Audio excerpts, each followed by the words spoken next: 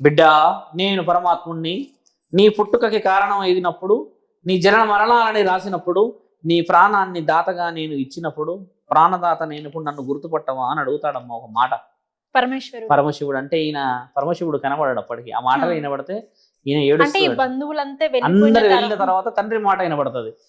నేను పరమేశ్వరుడిని అని అంటే తండ్రిని చూడడానికి ఎనికి మొరలి చూసిన ఆ తరుణం, ఆయన బాగా ఏడుస్తున్న ఆ తరుణం వర్ణనాతీతంగా పరమశివుడు పార్వతీమాతకు చెప్పుతాడు, నా పిల్లలు పార్వతి నా ఇంటికి చేరడానికి ఏడుస్తూ ఉన్నారు, నేనేమి చెయ్యాలి, నేను ఎలా చెప్పాలి, నేనే కన్నాను కదా వీళ్ళని, నేను ముల్లోకాధిపతిని కదా, నీవు తల్లివి కదా, వివరణని నీవు ఇవ్వగలవా, నా పిల్లలు నన్ను గుర్తుపడతలేరు అని నా తండ్రి పరమేశ్వరుడు వాళ్ళని మెప్పించడానికి అర్ధనారీశ్వరుడై ఆయన కేశఖండనాన్ని అంతా వదిలిపెట్టి నాట్యం చేస్తూ ఉంటాడు. నన్ను చూడండి, నన్ను చూడండి, నన్ను చూడండి, ఆ ఏడుపుని ఆపండి,